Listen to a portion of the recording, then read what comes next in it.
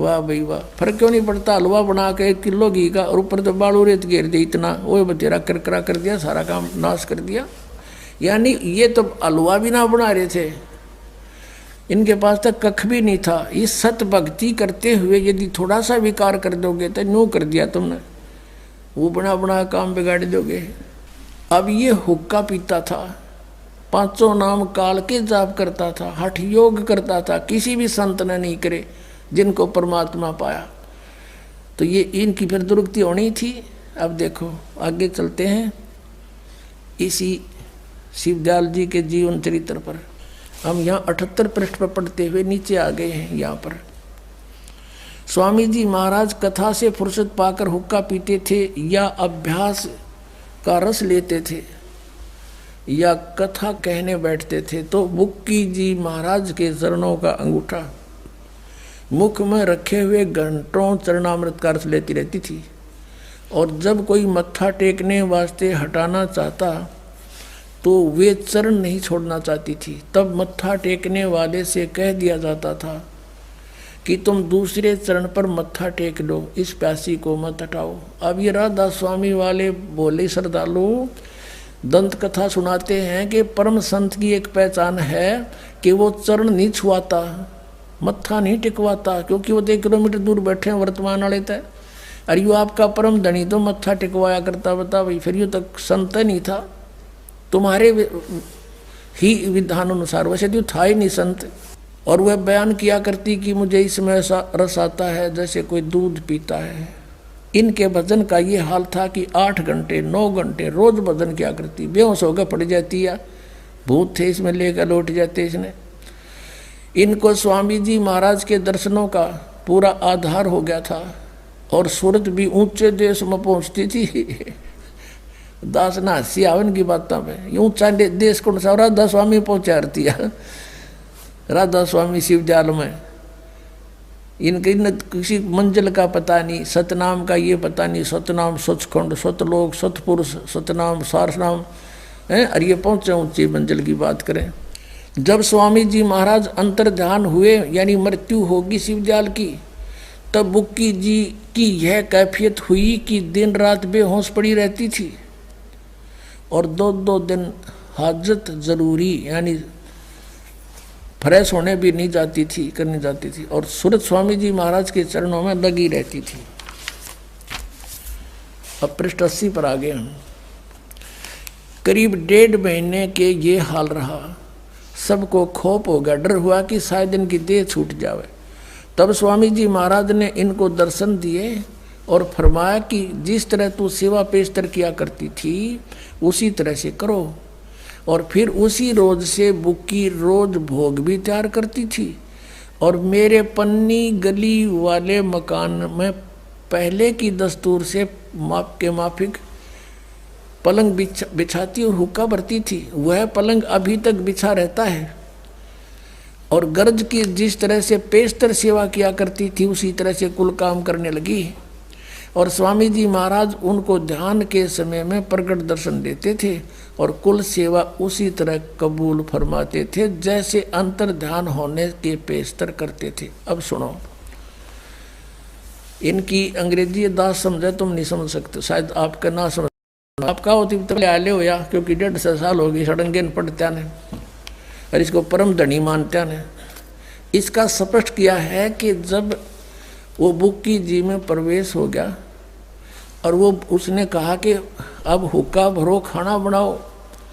अब बुक्की खुद रोटी बनाती, हुक्का भरती और वो लेखक जो श्री शिवदयाल जी का छोटा भाई था प्रताप सिंह सेठ, वो कहता है मेरे पन्नी वाली गली के पलंग में जहाँ इनका जन्म हुआ था शिवदयाल जी का, वो फिर छोटे भाई का बाटा आ गया होगा, कहता वो पलंग अब भी बिछा हुआ है और उस पर बुक्की खाना बना के वो काबर के और पलंग पर बैठ के और फिर वह रोटी खाता हो शिवदयाल, बुक्की खाती हुआ बुक्की में बैठा था वो और ओका पीता, फिर गुरुड़ गुरुड़।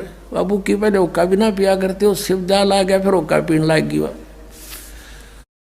अब देखो आगे और सुनाते हैं कि इस लेखक कहता है कि कई बार मेरे ऊपर कोई ऐसी भीड़ आ जाती थी, कोई प्रॉब्लम आ जाती थी संसारिक, कोई व्यवसाय में घाटा हो जाता था, तो बुक्की के सामने जाके बुक्की के दरफ्यात बुक्की के माध्यम से और शिवदयाल जी यानी परम धनी के हुक्म लिया करता था, और जो आदेश होता उसकी तरह फिर काम करता था।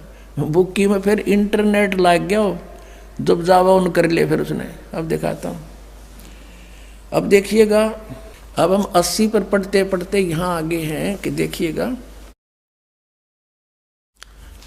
तब स्वामी जी महाराज ने इनको दर्शन दिए और फरमाया कि जिस तरह तू सेवा पेशतर किया करती थी उसी तरह से करो। और फिर उस रोज से बुक्की जी भोग भी तैयार करती, खाना बनाती, और मेरे पन्नी गली के मकान पर पहले दस्तूर के माफिक पलंग बिछाती, उक्का भरती शिव जी शिवदयाल के लिए, और वह पलंग अभी तक बिछा रहता है। गरज की जिस तरह से पेशतर सेवा किया करती थी पहले, उसी तरह से कुल काम करने लगी। और स्वामी जी महाराज उनको ध्यान के समय प्रगट दर्शन देते थे और कुल सेवा उसी तरह कबूल फरमाते थे जिस तरह अंतर्ध्यान होने के पेशतर पर फरमाते थे, पेशतर करते थे। यानी ओक्का पीण लाग गए, बुक्की में था वो, और खाना खावा पलंग पर बैठ कर उकड़ू होके आगे पहुंच गया अनामी लोक में। अब आगे देखो, बुक्की जी को महाराज उनके आखिरी दम तक प्रकट रहे, वह मरी इतने उस समय रहे बुक्की लोक में। ये तो आपके समक्ष है पुण्यात्मा, दास अपनी तरफ से नहीं बना रहा। कितने जीव बर्बाद कर दिए इस बूढ़ी आत्मा ने। बुक्की जी को महाराज उनके आखिरी दम तक प्रकट रहे, उस समय उसके अंदर रहे। यहाँ तक कि जिस किसी को जब कोई बात स्वामी जी से अर्ज करनी होती थी तो वे बुक्की जी के जरिए से दरफ्यात किया कर लिया करते थे। बुक्की जी में इंटरनेट लग गया, जाते खोल लेते, फिर उसको ये भूत बैठ गया आकर उसमें। यानी बुक्की जी अभ्यास में स्वामी जी महाराज को प्रगट करके हम कमाल हुआ करती थी। इस नियाजमंद को भी जब कभी भीड़ के समय पर घबराहट होती थी और किसी तरह से अकल काम नहीं देती थी, तब बुक्की जी के जरिए से स्वामी जी महाराज का हुक्म लिया करता था। इंटरनेट खोल लिया करता यूँ भी जाकर उसमें, और जैसा हुक्म होता था उसी के मुताबिक बंदा कारबंद होता था। और इसी तरह से राय साहब ने, ये जो और एक इनका था राय साहब संत था, वो उनका चेला शिवदयाल का, ने भी मौज की थी। बुक्की के जरिए से 2-4 बार हुक्म हासिल किए थे। बस सारा जीवन में 2-4 भाई। अब ये है पुण्यात्माओं, इनका सारा सांग दिखा दिया थारे सामने। इनको नींव अस्तर कर दिया इन परम धनियों को, ये सत्कर मान लियो। अब विचार करो पुण्यात्माओं, जो साधना साधक करते हैं, लाखों शिष्य हैं उनके, और उनमें एक बुक्की पाई जिसमें भगवान बोल रहा था, या सारे फिर उसका आगे लाइन लगा के खड़े हो जाना चाहिए था। जो भगवान आ गया था उसमें वो प्रेत बना, क्योंकि साधना सारी गलत। वो कापी वे हठ योग करया और सारा काम बिगाड़ के चला गया, और उसको परम धनी मान कर ये सारे भोली आत्मा कहते हैं। परमात्मा कहते हैं कि जैसे दीपक पर पतंग गिर जाते हैं, उसको शीतल और सुंदर वस्तु जान के, ऐसे इन काल के दूतों के ऊपर ये भोली आत्माएं जाकर उन पर समर्पित हो जाती, अपना जीवन उस पतंग की तरह नष्ट कर जाते हैं। जैसे वो दीपक को एक अच्छा शीतल और सुंदर वस्तु जानकर उसके चपकते ही मर गया, तो ये लाखों करोड़ों जीव बर्बाद कर गया। यूँ एक शिवदयाल काल का दूत था। अब परमात्मा कहते हैं, साच कहूँ तो जग नहीं माने, और झूठ कही ना जाई हो, और सच्चे को ये मानते नहीं, झूठा जगपति आई हो। पुण्यात्माओं, जो सतनाम केवल कुछ चंद पुण्यात्माओं को प्राप्त हुआ था, और उनके विषय में वेद कहता है कि वो परम श्रेष्ठ बहुत महान आत्मा होती हैं, जिनको भगवान आकर मिलता है और उनको उपदेश करता है। और उनको परमात्मा उसमें मना कर गया था कि मेरा और काल का भाई एक प्रोमिस हो रहा है, एग्रीमेंट है कि 3 युगों में जीव थोड़े ले जाना। और अभी ये कलयुग का प्रारंभ है, जब परमात्मा आए कबीर परमेश्वर जी, और उसी समय नानक साहिब जी उनके समकालीन थे। सन 1398 से सन 1518 तक परमेश्वर यहाँ रहे अतिथि की तरह। सह शरीर आए थे शिशु रूप धारण करके, सह शरीर मगर से चले गए थे लाखों व्यक्तियों के सामने। उनका शव नहीं मिला था, शरीर नहीं मिला था, सुगंधित फूल मिले थे। और आदरणीय नानक साहिब जी का जन्म हुआ सन 1469 में, और कबीर परमेश्वर जी समझो 1398 से और 1518 तक, यानी 1469 से लेकर 1518 तक परमेश्वर कबीर देव जी और नानक साहिब जी समकालीन थे। तो इन महापुरुषों को परमात्मा ने सतनाम बताया और कहा कि अभी तुम इसको कहीं सार्वजनिक नहीं करना, ये सत्कर मान लेना। आपने कल नानक साहिब जी की जन्म साखी में, जो कि सबसे एथेंटिक मानी जाती है, इनके बाला और मर्दाना के द्वारा कानों सुनी ही उसमें लिखी गई है, उसमें स्पष्ट देखा कि परमात्मा के पास ये गए, सतपुरुष के पास। प्रकाश ही प्रकाश है, क्योंकि वो लोक तेजों में है। वो जो सतलोक है वो बहुत तेजों में, प्रकाश में है। यजुर्वेद अध्याय नंबर 5 के मंत्र 32 में कहा कि वो सवर ज्योति रित दामा कबीर अंगारी बम्बारी असी। वो कबीर परमात्मा बंधनों का शत्रु बंदी छोड़, पापों का नाश करने वाला, पापों का शत्रु पाप नाशक, और सवर ज्योति रित धामा जो स्वयं प्रकाशित सतलोक रहे, उसमें रहने वाला सतलोक में। और वही नानक साहब जी कहते हैं कि वहाँ प्रकाश ही था, बहुत प्रकाश है। उस प्रकाश में भगवान विष्णु बैठे हैं। विष्णु भगवान, ये त्रिलोकी विष्णु का तो संतों के मार्ग में रोल्ला खत्म हो जाता है। जैसे यजुर्वेद अध्याय नंबर 5 के श्लोक नंबर 1 में कहा कि अग्नि तनुरसी विष्णुवे तवा सोमस्य तनुरसी। विष्णु माने सबके पालन पोषण करने वाला।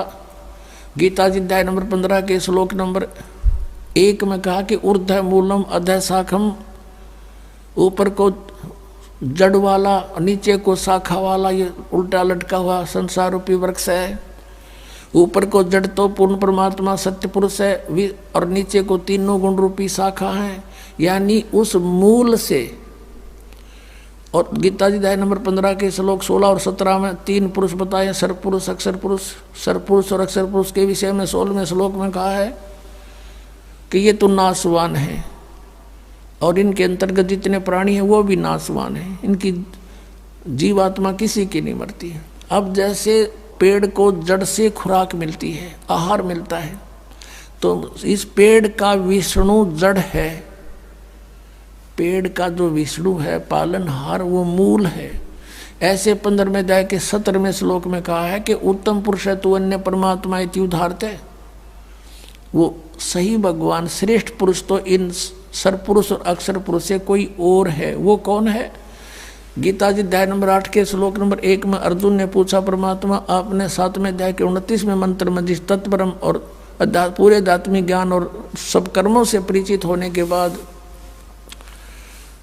कहा कि वो प्राणी केवल जरा और मरण से छूटने का ही प्रयत्न करता है, यहाँ की किसी वस्तु की चाह नहीं रहती। तो किम तत्परम 8वें अध्याय के 1 श्लोक में पूछा, वो तत्परम क्या है? उत्तर दिया 3रे श्लोक में गीता ज्ञानदाता 8वें अध्याय के कि वो परम अक्षर ब्रह्म है। तो यहाँ 15वें अध्याय के 17वें श्लोक में उस परम अक्षर ब्रह्म को, चाहे परम अक्षर पुरुष को, उसकी महिमा है। उत्तम पुरुष है तू अन्य परमात्मा इति उदाहरत है, यह लोक तरम अविश्य विवर्ती अवे ईश्वर है। वो तीनों लोकों में प्रवेश करके सबका धारण पोषण करता है, वो अविनाशी परमात्मा है। तो विष्णु जो मूल परमात्मा है वो विष्णु है, वो धारण पोषण करता, वास्तव में विष्णु वो है। इब आगे विष्णु बने रहो कोई भी, जैसे टहनी को खुराक मिली कहाँ से? मूल से। और टहनी के लागे फल, वो फल टहनी ने दिए, लेकिन वो विष्णु नहीं, विष्णु तो उसका भी विष्णु है, वो जड़ है। तो ऐसे हमने आगे चलना। तो यहाँ नानक साहब जी ने कहा कि वहाँ भगवान विष्णु विराजमान थे, लेकिन इन्होंने न्योना का लक्ष्मी भी विराजमान थी। अब संतों के कोड वर्ड दास समझ सकता, तुम अब बालक हो आप नहीं समझ सकते। और उसके आगे फिर देवता इंद्र जैसे हाथ जोड़े खड़े। परमात्मा ने लिखा गरीबदास जी ने अपनी वाणी में के सतलोक में यहाँ के कोटे कृष्ण करें करीला धन तू सर्जन हारे। इसे ऐसे यहाँ के सतर के इंद्र अंदर देवता जैसे थे, लाखों करोड़ों देव वहाँ हंस हैं, तो वो थे वहाँ पर।